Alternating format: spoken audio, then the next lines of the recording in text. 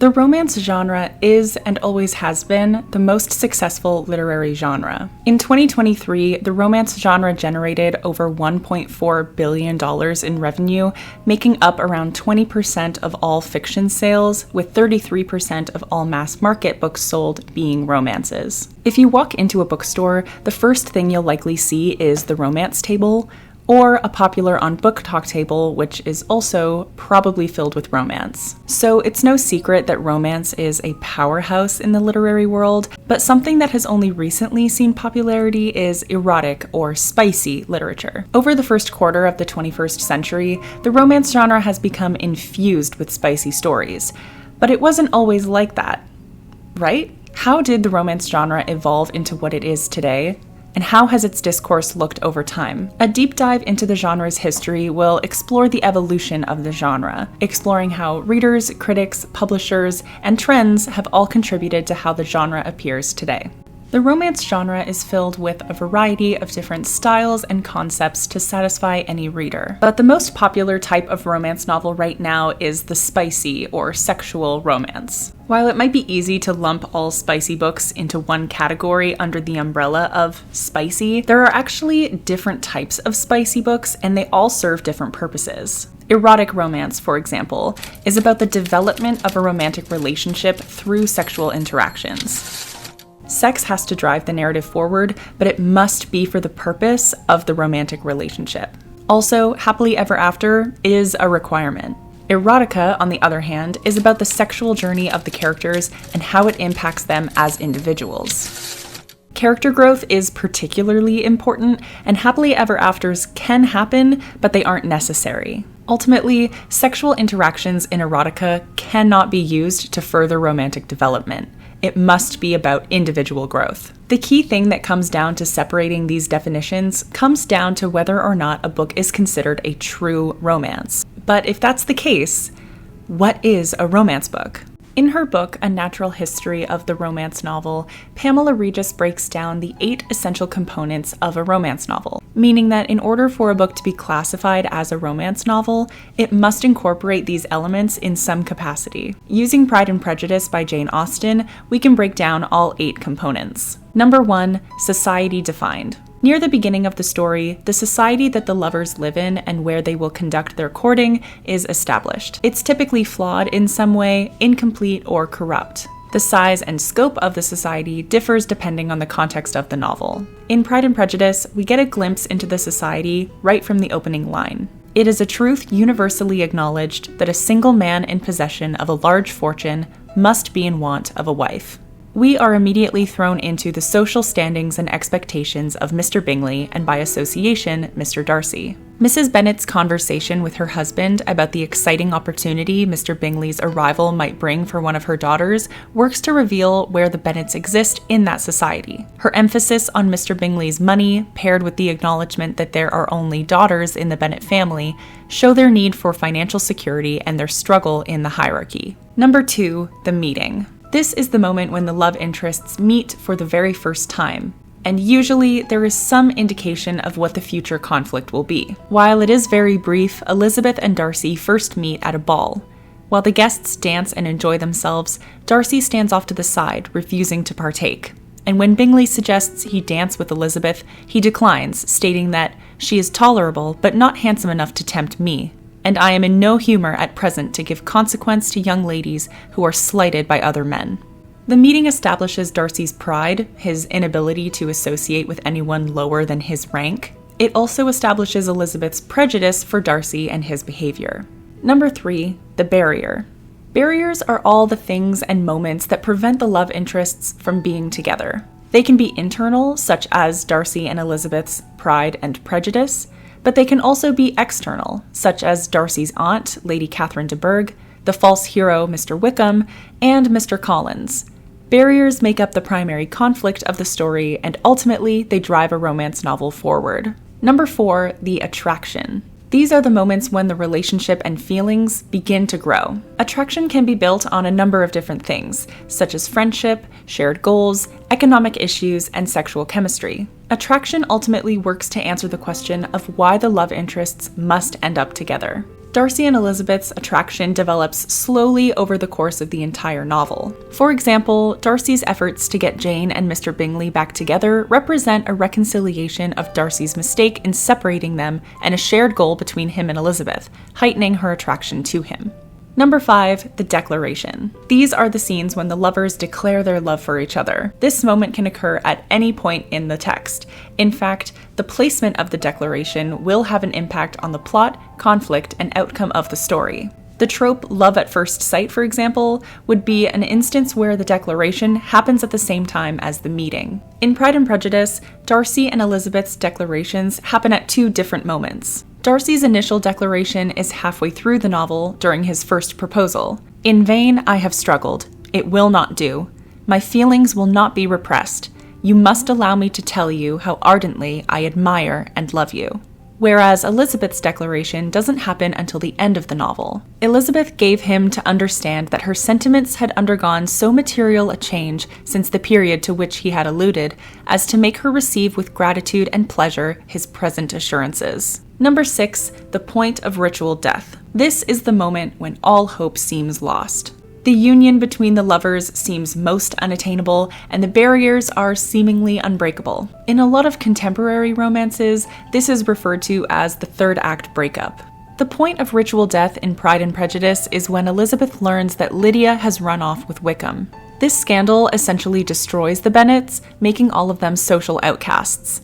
Even though no one actually dies, the hope of connection between Elizabeth and Darcy seems completely gone. Number 7, the recognition. Scenes of recognition present new information about the characters that allow the barriers to be overcome. They are moments when the characters are seen for who they truly are, and because of this, the love interests can grow closer together. There are multiple recognition scenes in Pride and Prejudice. When Elizabeth reads Darcy's letter about Mr. Wickham, she loses some of her prejudice against him. And when it's revealed that Darcy was behind uniting Lydia and Wickham, saving the reputations of the Bennets, Elizabeth is free from the social death of Lydia's elopement. And finally, number 8, the betrothal. This is the scene when the love interests finally accept their love, solidifying their unity to each other. While marriage is common in 18th and 19th century romances, the betrothal doesn't have to be literal. The characters don't have to actually get married or engaged by the end of the novel. As long as it's clear that the characters will end up together, the betrothal is satisfied. Darcy proposes to Elizabeth halfway through the novel, but it ends in disaster when she rejects him. However, he proposes to her again at the end of the novel, to which she accepts, and everyone lives happily ever after. Without these 8 components, a book is not considered a romance novel, even in the world of erotic literature. But classic literature, like Jane Austen's works, is not the standard for these elements. Many contemporary romance novels also use this structure as well. In The Hating Game by Sally Thorne, the setting features a merged publishing house. The original employees from Gammon are passionate about literature, while the original Bexley employees are more focused on sales. This establishes the workplace society and gives context for Lucy's hatred of Josh. During their first meeting, Josh refuses to smile at Lucy, creating coworker conflict that will persist throughout the novel. The book features numerous barriers, such as Danny, a fellow coworker and brief love interest for Lucy, but the central barrier is the promotion that both Lucy and Josh are vying for. Lucy's attraction to Josh grows as she realizes that he isn't as bad of a guy as she thought he was. He cares for her when she's sick, he cleans her apartment, and he buys her flowers. Josh drops subtle declarations throughout the book, such as telling Lucy she's beautiful, but they both make their official declarations at the end of the novel. "It made no difference. I loved you the moment I saw you. You love, what? Me? But I love you." The point of ritual death happens when Lucy overhears Josh telling Bexley that he won't need any help beating her for the promotion. This happens after Lucy thinks she and Josh have worked out their differences, and she thinks he's only getting close to her to sabotage her. But the ultimate recognition happens when Josh reveals that he has resigned from B&G, opening up the opportunity for Lucy to get the promotion and for them to date without there being a workplace or HR issue.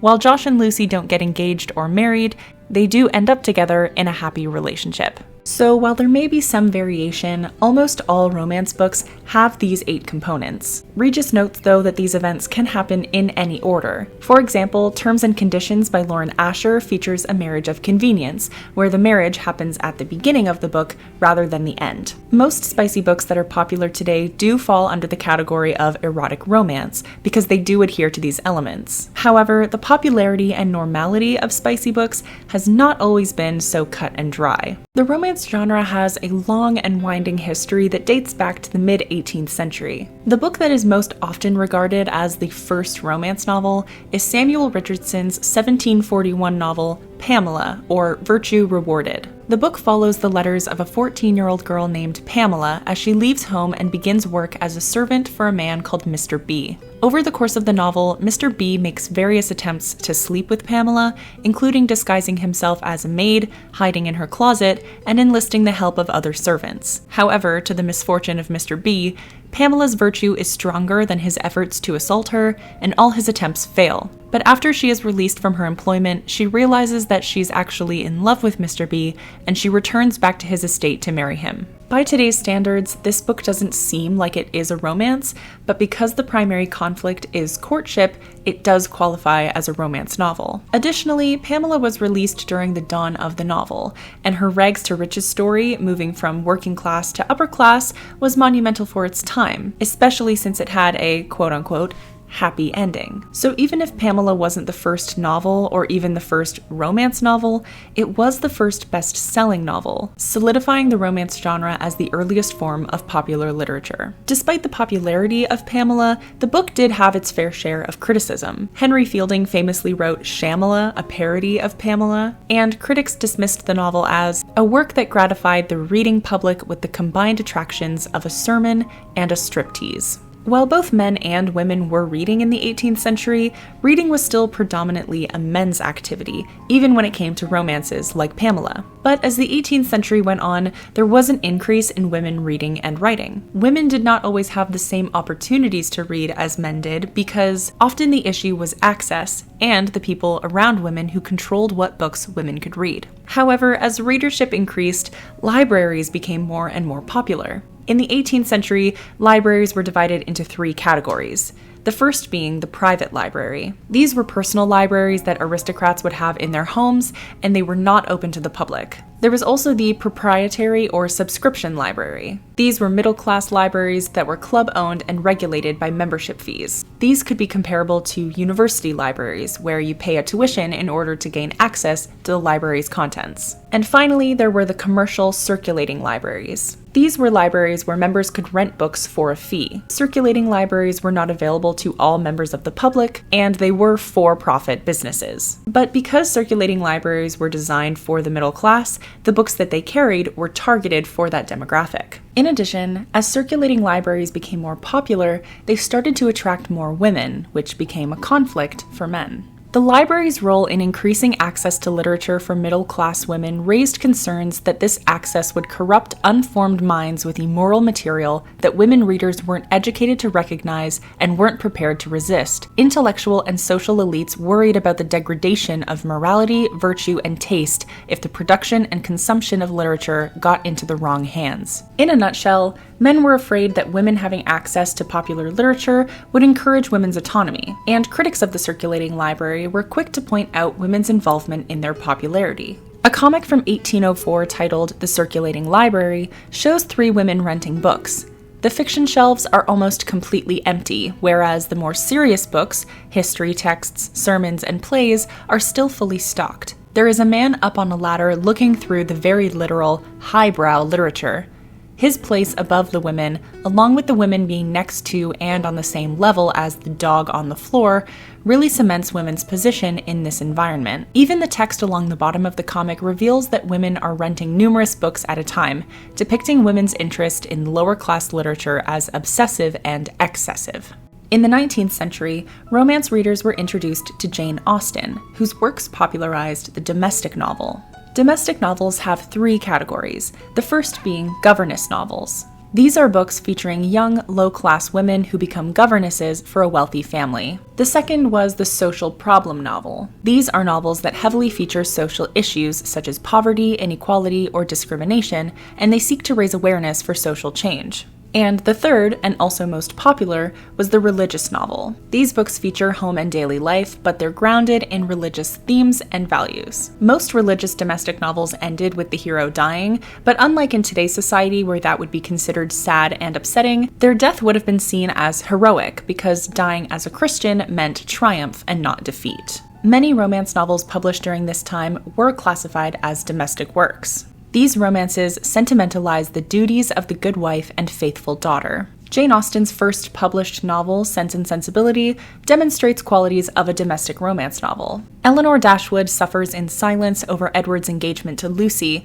but she refuses to intervene because she chooses self-sacrifice and the happiness of others over her own, highlighting her strong traits as an ideal daughter and wife. It was also during the 19th century that pulp fiction, serial fiction, and dime novels started to become popular. Victorian publishers who were looking to sell fast, cheap literature quickly saw an increased interest in stories of passion, murder, revenge, and action. Thus, the Victorian sensationalistic romance novel was born. These books were filled with high levels of both violence and eroticism, and they were almost exclusively written and read by women. The reason for this was because at the time, many young single women worked in factories or shops or worked as domestic servants. These women used the sensationalistic novel as a form of escapism from their labor and were able to experience the idealized Victorian romance. These books got the name sensationalistic because of their ability to create physical sensation and reactions in the reader. They were also commonly categorized as being of low artistic value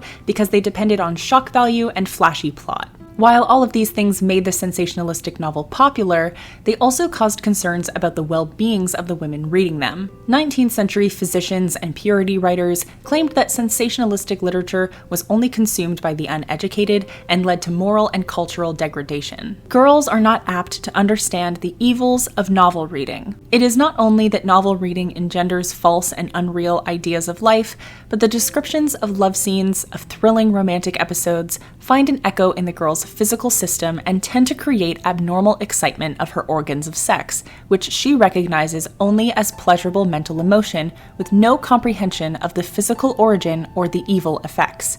Romance reading by young girls will, by this excitement of the bodily organs, tend to create their premature development, and the child becomes physically a woman months or even years before she should. As the 20th century began, the romance genre experienced a shift, where there was suddenly a lot more diversity in novel styles and selections. Religion-oriented books still thrived through authors like Florence Barkley and Marie Corelli, whose books combined romance with Christian values. But the romance novel market began to change, experimenting with new plots, characters, and perspectives, and ultimately moving away from romance-focused narratives. One such change was the emergence of the sexual romance novel. These new romances featured the characters' sexual attraction to each other, and this attraction was explicitly described in the text rather than simply being implied. The sex novel began to pick up traction in the 1920s, and even though there was still criticism of its readership and the maladies that women would be exposed to, there was a lot of new positivity behind the genre. The sex novel provided a realistic presentation of women's sexual experience and openly discussed the topic of feminine sexuality. The growing demand for escapist novels about sex was related to the expansion of the female reading public and its greater social diversity. The new freedom to discuss topics that had previously been hushed up was welcomed. In the 1930s, the British publishing house Mills and Boon became a romance-only publisher, and they saw great success through mass-market printing. The mass-market formula meant their books were easily affordable, which was particularly important during the Great Depression. Their books follow the popularity of sex novels, including stories set abroad with rough, ragged, hyper-masculine men from Southern European countries like Italy and Spain. Although, by the 1960s, when women were more often in the workplace, Mills and Boon's books focused on the mingling of sex, work, and female equality in the name of freedom that was a hallmark of the emerging counterculture. In 1972, Mills and Boon was purchased by Harlequin Enterprises, a Canadian publishing house which is now a division of HarperCollins. Harlequin, the largest publisher of romance books, still faced criticism over low-quality women's literature, but rather than feel a need to defend the genre, Harlequin capitalized on these factors and sold their romance novels in supermarkets and drugstores, places where women were already shopping for groceries and other consumer goods products on a regular basis. This made romance novels more accessible than ever, and this popularity only continued as the century went on. The early 21st century brought with it a new age of the internet. E-readers and book apps increased accessibility to literature, and online publishing provided new opportunities for independent writers to share their books. And the romance genre has benefited most from the digital takeover. No other readers have embraced the digital experience more readily than the insatiable consumers of romance and its numerous subgenres. In 2011, E.L. James published 50 Shades of Grey, the first book in an erotic trilogy following a young woman named Anastasia who enters a sexual relationship with the very wealthy Christian Grey and explores BDSM culture. 50 Shades became a worldwide sensation, with the trilogy selling more than 165 million copies. The first book became the fastest-selling paperback of all time, and it was the best-selling novel of the 2010s decade. Despite erotic romance having been around in the publishing industry for a while, the success of 50 Shades exceeded that of the typical romance. But why was it so successful? First is retrievability. How available or accessible is the object? 50 Shades was released when the internet and e-readers had become normal household things, boosting accessibility to the book itself and discourse around it. The second is rhetorical force. Is the object going to shape minds, feelings, and actions? The book's erotic themes and content opened up discussions on the BDSM community, sexual experimentation, and the use of sex in contemporary media. Third is resonance. How relevant is the object to its audience? 50 Shades resonated highly with romance readers at the time, women with an interest in literature with sexually explicit content. Additionally, the internet increased women's sexual autonomy, creating a safer place for sex-related media. Fourth is retention. How much has the object become institutionalized and ingrained in our culture? The impact of 50 Shades affected bookstores, the publishing industry, the film industry, and more. Even the term, the 50 Shades effect, has become a standard label for an increased interest in sexual media. And fifth is resolution.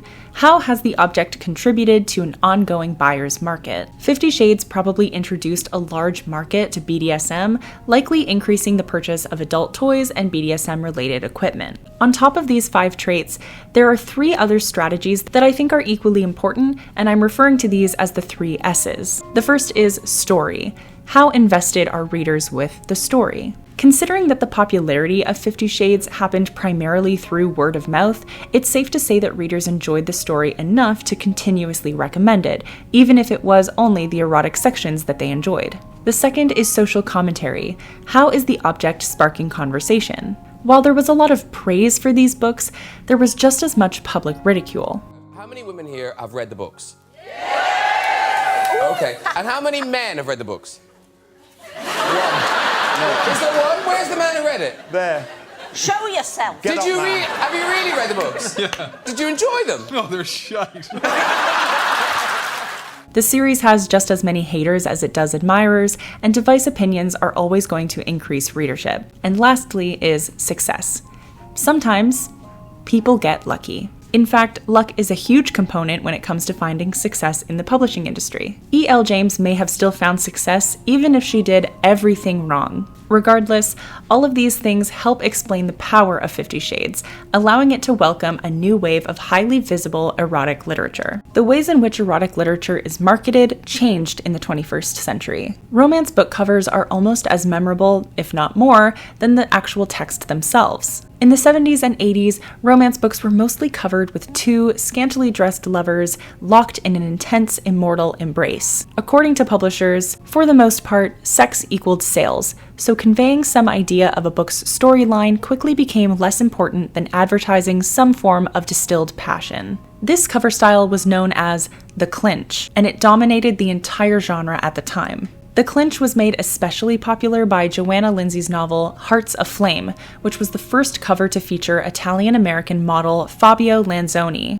465 book covers were published with Fabio on them, with some including photographs and others being hand-painted by artist Elaine Duillo. In total, over 55 million romance books were sold with Fabio on the cover. Over the last 7 years, romance books have maintained the illustrated cover, but rather than hand-painted covers of the 80s, the current cover trend uses cartoon illustrations. In 2018, The Kiss Quotient by Helen Huang used a fun, bright illustrated cover to try and alleviate unconscious race bias towards the main characters. While books in romance subgenres still lean towards dark photographed covers, over 72% of contemporary romance covers are now illustrated. Illustration offers an ability to reveal as it does to hide. Illustrated covers reduce the raunchiness of the romance book, while also allowing them to appear more acceptable for public reading and display. But the illustrated cover does also reinforce critiques of the genre. They tend to emphasize their status as commodities rather than literature because they resemble mass-produced, uniformly packaged objects. However, illustrated covers helped to redefine the romance reader aesthetic into that of a fun, colorful experience, minimizing shame from readers and increasing the collective experience. The 21st century has also seen an explosion of subgenres, including dark romances, paranormal romances, sports romances, and most recently, fantasy romances, or romantasy. Alongside these subgenres, there's also been a boost in the importance of book tropes. A book trope is a plot device, theme, or character type that has been used so often as to become a convention of the genre. Every genre has its own tropes, but the ones used in the romance genre are seemingly endless. Some of the most popular ones are enemies to lovers, friends to lovers, forced proximity, one bed, second chance romance, fake dating, secret identity, brother or sister's best friend, age gap, grumpy sunshine, and the infamous love triangle. Book tropes are used very heavily in the publishing industry, with romance authors having a higher chance of being published with an increased use of tropes. However, tropes have now become symbols of the market's interest. Many romance readers will specifically seek out certain book tropes to read, and publishers will market their books based on the tropes they include. While this strategy has been beneficial for reaching a book's target audience, it hasn't always been received well. In March of 2025, Puffin released new editions of Jane Austen's novels, all featuring colorful covers and illustrated designs to appeal to newer audiences. The forewords for these books, all written by contemporary romance authors, targeted the trope trend. Ali Hazelwood's foreword of Pride and Prejudice says, "Lizzie and Darcy's will be a relationship with a high roasting to flirting ratio, and it will be perfect." Hannah Grace's foreword of Sense and Sensibility reads, "If Eleanor were real, I'd bet that her favorite Taylor Swift song would be 'This Is Me Trying.'" This choice has been seen as pandering to the contemporary romance audience, with particular criticism on how it increases Austen's sales, which are already high, and reduces opportunities for newer authors. However, this effort to pull in new readers is reflective of the most influential book movement of the 21st century so far, Book Talk. Book Talk is a community and subsection of TikTok dedicated to reading. During the COVID-19 pandemic, operating revenue for book publishers rose 8.3% to $1.6 billion. This was the largest increase since 2014. This increase in book sales is in part to people needing to find entertainment during the pandemic, but it was also a result of the new rise of book-related content being made on TikTok. Some people believe that Book Talk saved the book industry by increasing both the active reading itself and book sales. The romance genre in particular has thrived on Book Talk. In the context of Book Talk, exposure to certain books or genres may influence users' reading preferences and habits. Indeed, as more romance books become popular, more people prefer the genre. The hashtag Smut Talk community could be a good example of a cultivated interest. Many romance books that find success on Book Talk are now labeled as such by publishers, producing a cycle of Book Talk watchers, romance fans, and book buying. Despite romance's consistent popularity, the 2020s has seen one of the largest increases in romance and erotic readership. But just because something is popular doesn't mean that it's always accepted, which begs the question, what do observers of the romance genre think of its current popularity? You have taken this beautiful art form of literature and just dumped it down to be your little plaything. Does anybody on this godforsaken app read any book that isn't just straight up some freakalicious, ginormous age gap? Anyone praising this book probably needs to schedule in some bi-weekly therapy appointments. Yes, not very good. By no real surprise, readers and non-readers outside of the genre have a lot of criticism towards the current movement of romance books, specifically spicy literature. But the popularity of spicy books continues to thrive, so does the criticism have any merit to it? Current negative opinions towards the romance and erotic genres can be summarized into 6 key critiques. The first being that it's bad. Stop acting like your gender frees you from the shackles of having to write a decent narrative. Romance seems to be the genre most criticized for its poor writing and craft. While it's easy for people who don't like romance to have these opinions, some people who do read romance have expressed criticisms with the quality and conversations that they're seeing. But romance, like any other genre, comes down to subjectivity and joy. Romance novels obviously provide a reading experience enjoyable enough for large numbers of women so that they wish to repeat that experience whenever they can. Books are a form of art, and not every book will work for every person, and the classification of a book being good or bad comes down to personal preference. The second common critique is that the romance genre is misleading. Does this book look like it's written for children? It's a cartoon! This is a cartoon. Icebreaker.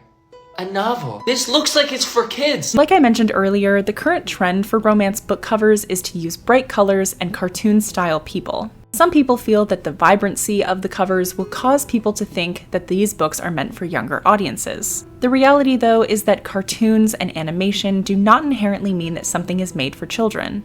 And cartoon covers are the norm for romance and erotic books right now. Icebreaker was published in 2022, which means that its cover is not much different from other spicy books that were published that year. Illustrated covers have also done some good for the genre as a whole. The tamer designs have reduced the shame that comes with reading spicy content, making readers feel more comfortable reading, carrying, and purchasing romance books. They also add to the escapism of fiction. Because the characters' faces are usually hidden, readers can imagine themselves as the main character. The specific illustrations are also more geared toward the hobbies and interests of the characters, reducing the idea that romance covers objectify the bodies of the models being drawn or photographed. The third critique is that it's not real literature. You know how depressing it is to talk to a woman that says that she likes books and then just find out she's just reading A Gooner's Guide to the Galaxy? Like, please, pick up 1984, pick up a classic.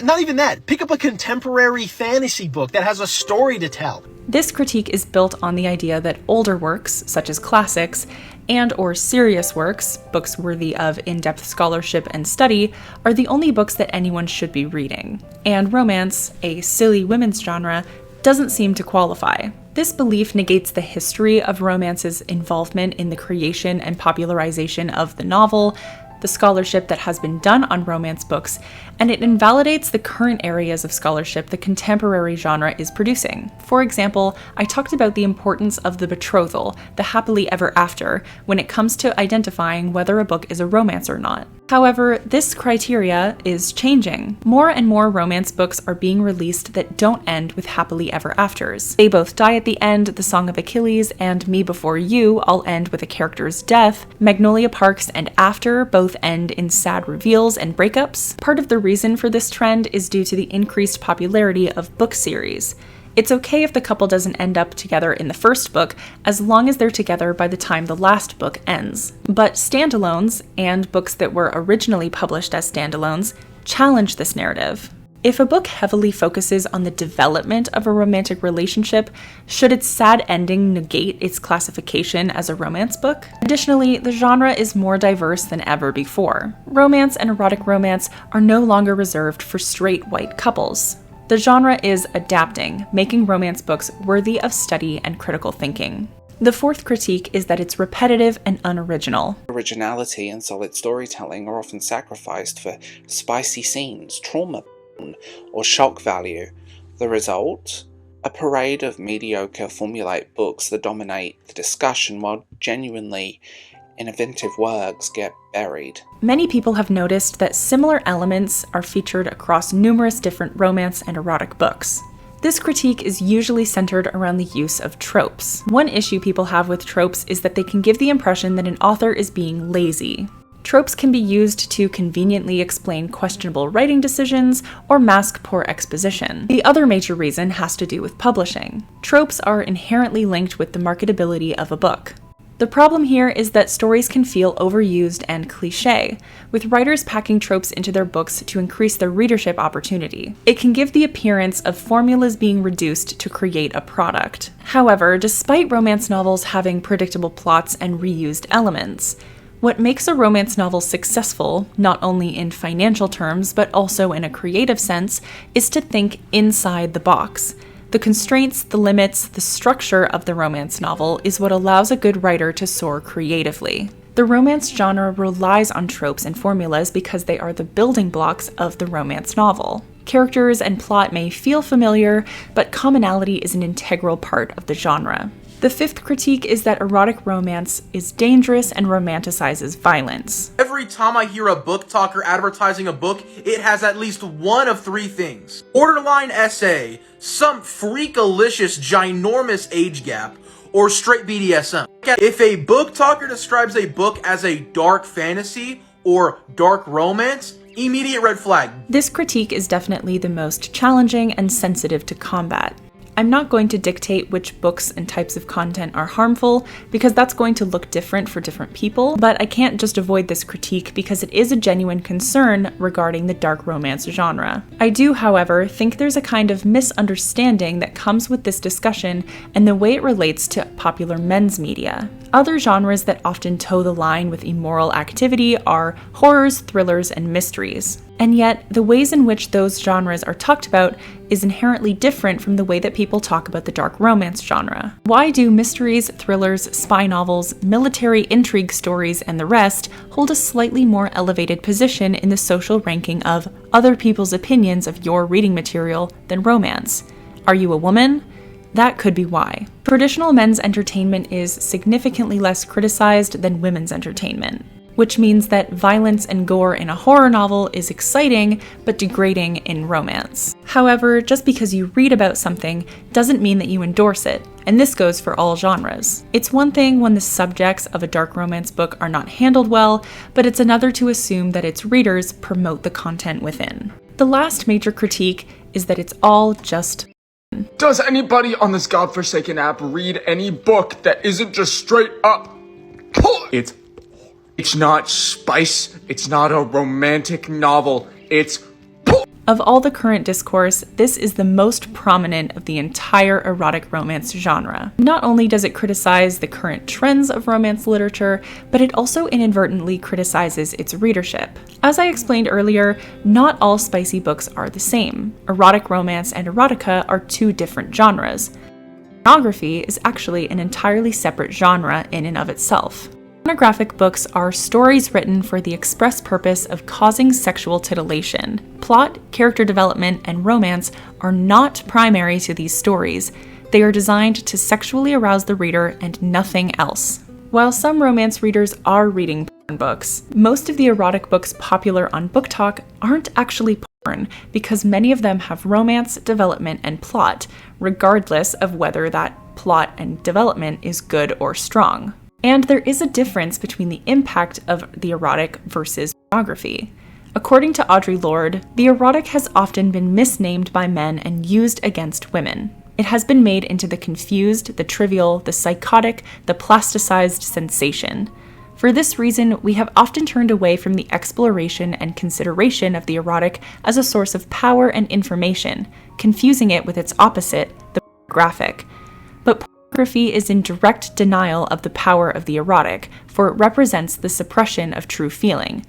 Pornography emphasizes sensation without feeling. In conclusion, romance and erotic romance have a long and bumpy history. Some people like it, some people don't. But in spite of all its criticism, it still continues to thrive. And this is not to say that romance has no one in its corner. There are a ton of people supporting the genre and defending the books they love to read.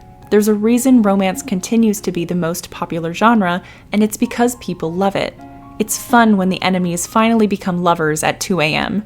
It's fun to display all the aesthetic books on your bookshelf. The romance and spicy readers have built themselves a strong community, and regardless of the criticism that is thrown at them, I don't think they're going away anytime soon.